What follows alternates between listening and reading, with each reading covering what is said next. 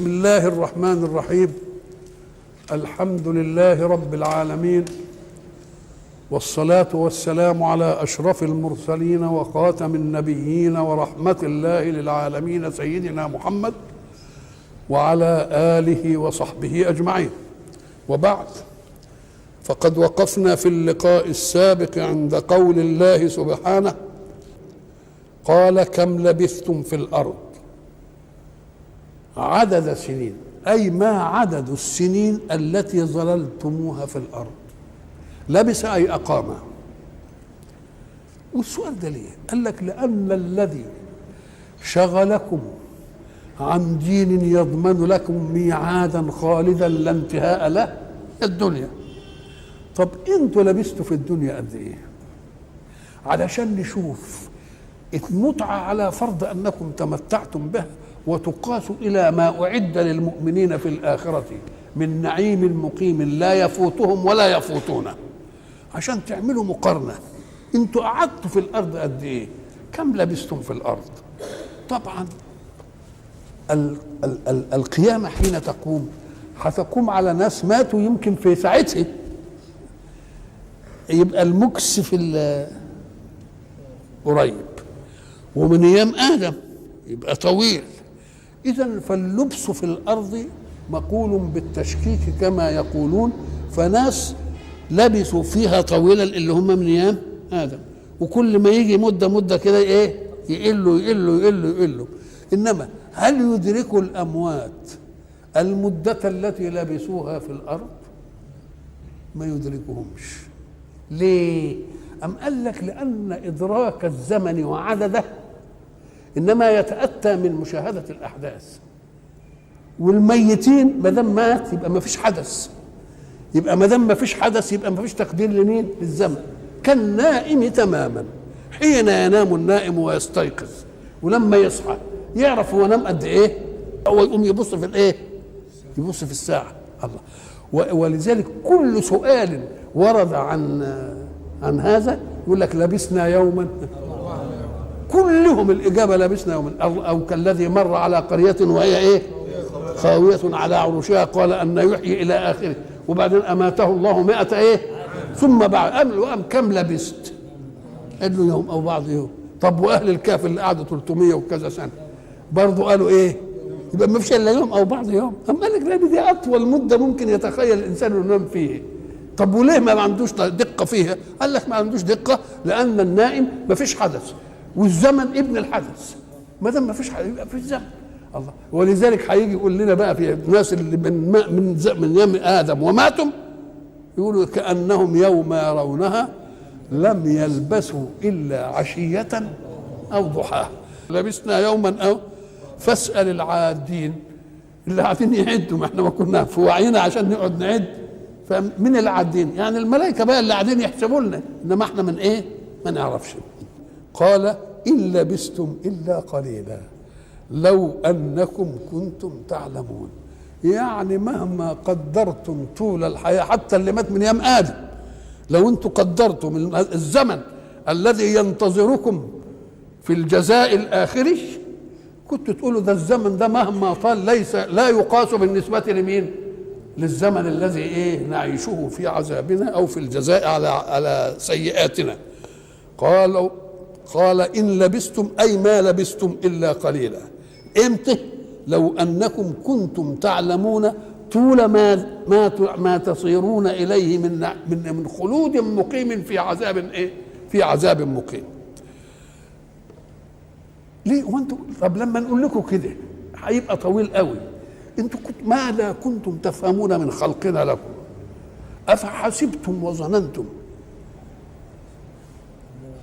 افحسبتم انما خلقناكم عبثا، يعني خلقه كده وتنتهي المساله بدون علم الحساب.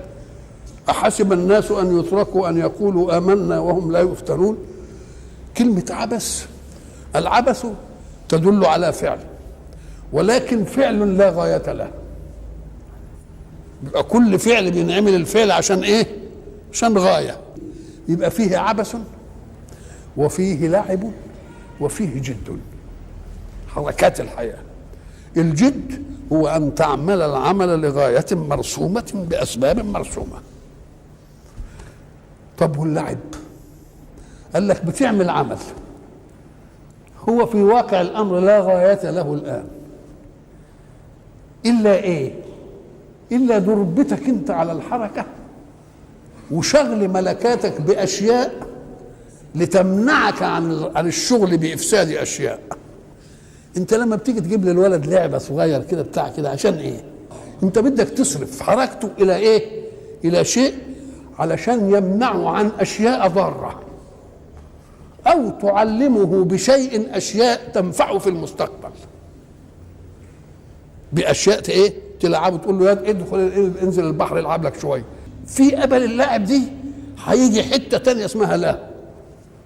اللعب هو بيزاوله ما بيشغلوش عن مطلوب، العيل بيلعب ما بيشغلوش عن حاجة مطلوبة ايه، لكن الله بتعمل حاجة لعب تشغلك عن ايه، عن مطلوب آخر.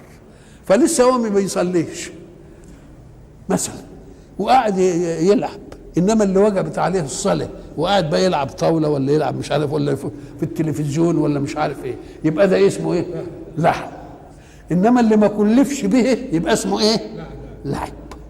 انت بقى تاخد من في ساعه اللعب دي تقوم تدربه على اشياء علشان لما يجي وقت الجد تبقى سهله عليه. العبث ما فيش فيه حاجه من دي ابدا. افحسبتم انما خلقناكم ما خلقنا السماوات والارض وما بينهما باطلا، مش شغلانه كده ده مرسومه لغايه. يعني الحياه مرسومه لغايه، الاحياء مرسومون لغايه، فيه منهج. يبقى ما دام لغايه، الغايه دي لازم يحددها. من الذي يحدد الغايه؟ الخالق. طب انت ايها الانسان صنعه من؟ يبقى دعه ليحدد الغايه منك، ودعه ليحدد منهج صيانتك، فافعل كذا ولا تفعل كذا. يبقى فساد الدنيا جاي منين؟ من ان الصنعه عايزه تاخذ حق الصانع في ايه؟ في تحقيق الغايه. ده غايتي اعمل كذا، نقول له لا، اللي يحددها خالقها مش انت. ونصلحها ازاي؟ اللي يحددها صنعها مش انت. الله. ليه؟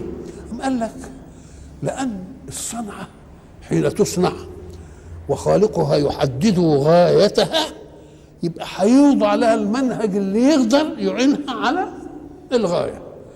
انت متى تستطيع ان تدرك شيئا لتضع غايه او لتضع قانون اصلاح؟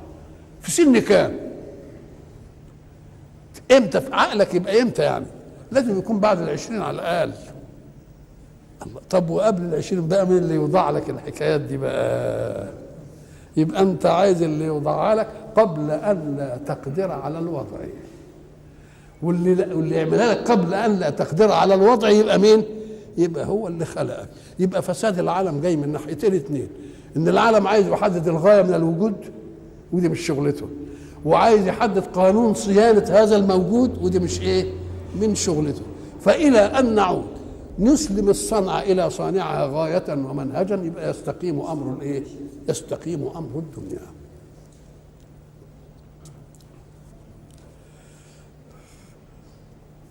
أفحسبتم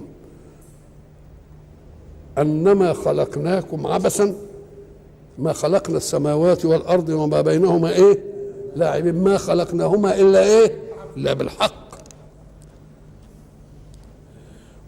خلقناكم عبثا وانكم الينا لا ترجعون. خلاص يعني ما تسيبونا كده نخلقكم كده ونرزقكم ونعمل العمليه دي؟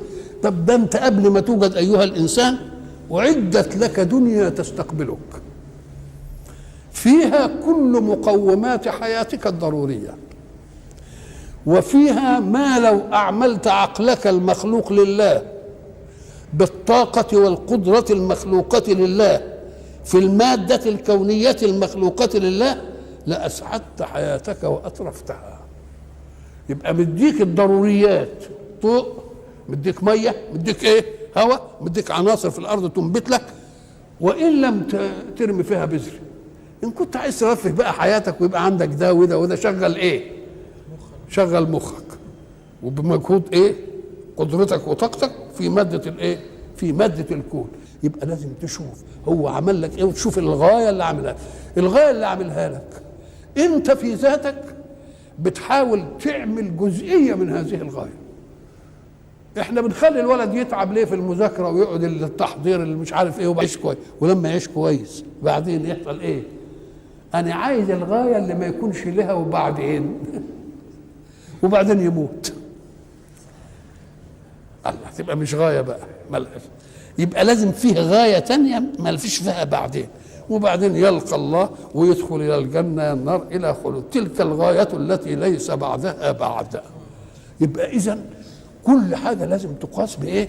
بإن المسألة مش مخلوقة عبث، مخلوقة غاية وغاية مرادة، وغاية مرادة وموضوع لها أسباب توصل إلى هذه الإيه؟ هذه الغاية. أفحسبتم أنما خلقناكم عبثا وأنكم إلينا لا ترجعون. شوف ترجعون دي يعني معناها أنت هترجعوا غصب عنكم، في مرة ترجعون كأنكم يعني تيجوا بنفسكم كده، إنما ترجعون يعني في حاجة إيه؟ يوم يدعون إلى نار جهنم إيه؟ دع انضربوا على أفواههم. أفحسبتم، كلمة الحساب أو الحسبان فيه مرة حساب يعني العد، وحساب يعني الظن.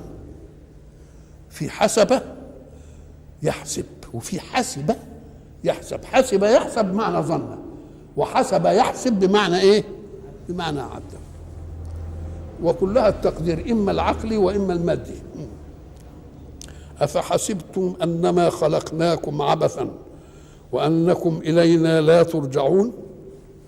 لا، احنا ما خلقناكوش عبث، احنا خلقناكم لغايه، وغايه مرسومه ولها ايه؟ ولها منهج يوصلكم الى هذه الغايه. فتعالى الله الملك الحق. تعالى الله، كلمه تعالى يعني تنزه، تقدس. لما نقول تعالى الله يبقى تعالى، يبقى العلو الاعلى لمين؟ وان وهب علوا للغير فهو علو الايه؟ الداني، علو المتغير، بدليل انه يعليه وبعدين ايه؟ يسلبه. لو انه بذاته يبقى تعالى الله الملك الحق. كلمة ملك احنا نعرفها في ايه؟ في اللي بيملك قطعة من الارض بمن فيها ويقعد يحكم ومش عارف ايه. فيه بقى في مادة الملك مالك، وفيه ايه؟ ملك. المالك اي انسان يملك شيئا يسمى مالك، ولو ملك التوب اللي عليا يا اخي خلاص. لكن الملك هو يملك من يملك، يبقى له ملك على مين؟ على المالكين. لكن المالك اللي هيملك من يملك ما خدوش بذاته، بل بإيتاء الله له. ولذلك هناك يقول الحق سبحانه وتعالى، يقول ايه؟ قل اللهم مالك الملك تؤتي الملك من تشاء وتنزع الملك. لو كان بذاته ما ينتزعش منه، انما دليل على انه موهوبه لمهمه. يعني يصبح يمسي ملكا او اميرا ويصبح ما فيش. بقى القوه اللي انت عملتها دي كلها ما كنتش تضمن بها انك قال لك لا، ده دليل على انها مش ايه؟ مش مكسوبه، هذه موهوبه، وموهوبه لغايه، والغايه اللي مالكها مين؟ اللي مالكها الاعلى. ولذلك هو ده الملك الحق. انما في غيره يبقى ملك، انما مش ملك. مش ايه؟ ملك الحق اللي ما حدش يقدر يزحزحه عن الملك، ما حدش يقدر ياخده منه. انما الملك الثاني اللي يقدر مش عارف انقلاب بسيط كده، ولا ضابط ولا عسكري ولا اي حد يعمله كده يقول له لا مش بتاعك بقى، مش ايه. فاذا الملك الحق يعني ايه؟ الملك الحق هو الذي يتصرف تصرفا دائما ولا يزحزح عن هذا التصرف. وان اعطى في الدنيا ناس يملكون فهو بيده زمام هذا الايه؟ يؤتيه من يشاء وينزعه ممن ايه؟ شوف كلمه يؤتيه سهله، انما كلمه ينزعه، النزع ده بقى يعني يبقى ايه؟ يبقى صعب شويه. ما هو دوك هيتمسك بقى ويقعد بقى ايه؟ يشيل. انما هينزع مين؟ نعم. فإذا الحق سبحانه وتعالى فتعالى الله الملك الحق. تعالى عن ايه؟ عن انه يكون خلقكم عبث، عن انه انتوا تشردوا منه بخلقتكم ساعة ما خلقكم كده وخلاص وتنفذوا منه. لا، ده هترجعوا له تاني، هسيبكم احرار كده تعملوا وبعدين تيجوا ايه؟ وما فيش حد تاني اله تاني يقدر يحوشني، لانه ما فيش اله تاني. ولذلك لما يجي الحق سبحانه يحكم معه والقول في اطار قل هو الله احد الله الصمد لم يلد ولم يولد ولم يكن له كفوا ايه.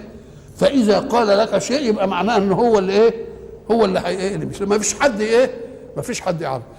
تعالى الله الملك الحق. يا رب في ملك مش حق؟ ايوه، اللي ملكه موهوب، مش اللي ملكه موهوب من الغير، مش مكسوب هو اللي جايبه، هو ده ملك مش حق. بدليل ان الله سبحانه وتعالى ملك في دنياه اناسا امر اناس، خلاص كده ماشي. وبعدين يجي في الاخره يقول تعالوا بقى اللي كنتم مملككم لمن الملك اليوم؟ ماشي. لله الواحد تعالى الله الملك الايه؟ تعالى الله الملك الحق. وما دام ملك حق يبقى ما حدش يقدر يزعزعه. ليه؟ لانه لا اله الا هو، لا اله الا هو رب العرش. رب العرش، العرش هو ايه ده؟ العرش ده رمز لاستتباب الامر للمالك. ولذلك ربنا بعد ما خلق مش ايه ثم استوى على الايه؟ الامور انتهت واستوى على الايه؟ واستوى على رب العرش. العرش يفيد السيطرة. أم قال لك بس عرش كريم، عرش كريم تعالى عليك ليعاليك إليه، مش تعالى عليك عشان ولذلك احنا قلنا من عظمة الحق أن يكون متكبرا، من عظمة الحق أن يكون له الكبرياء، لأن الكبرياء ده لصالحي أنا. ساعة الكل ما يفهم من الكبرياء لله وحده ما فيش واحد يتكبر على الثاني.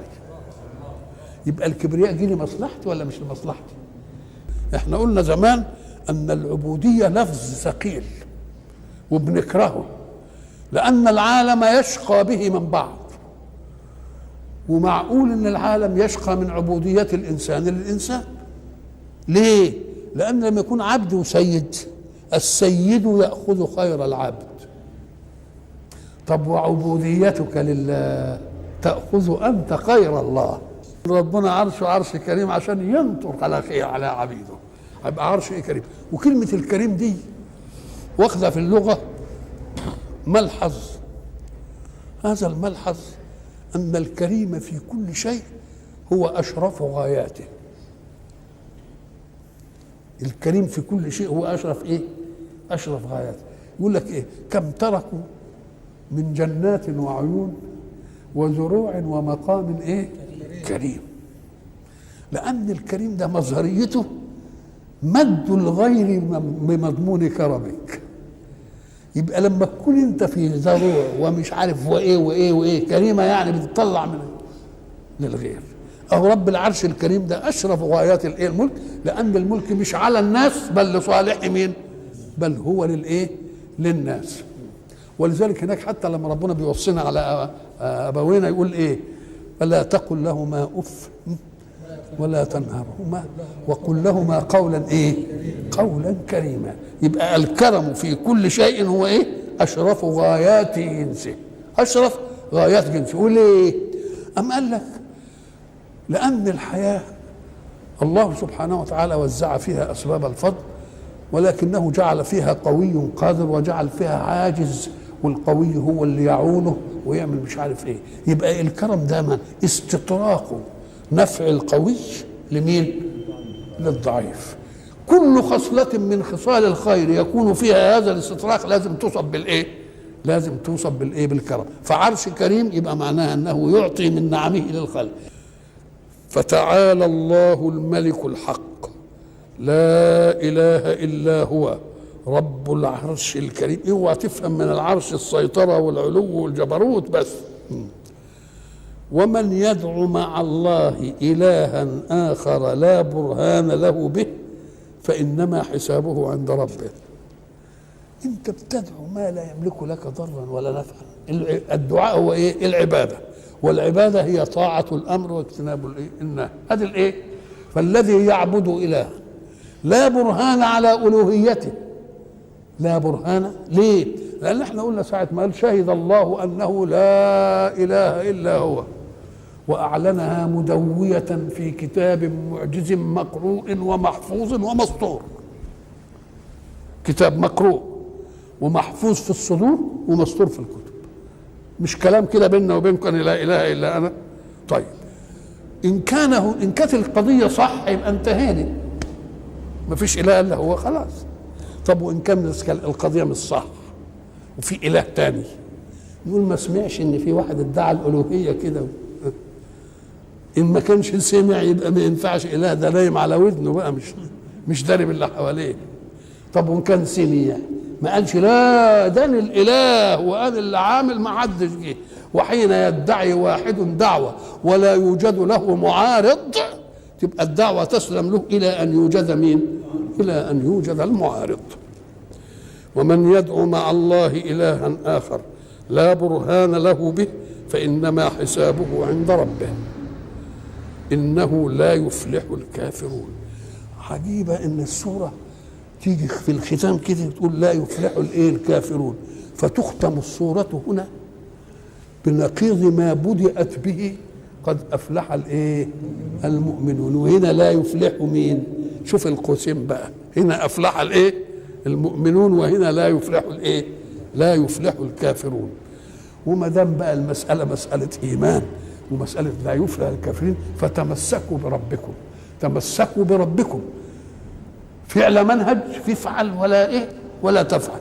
وان غلبتكم نفوسكم على شيء من الذنوب وهفوتم هفوه، اوعوا تنسوا برضه ان ربكم رب ايه؟ غفار وشارع بالتوبه، ودي تدل على التمسك به.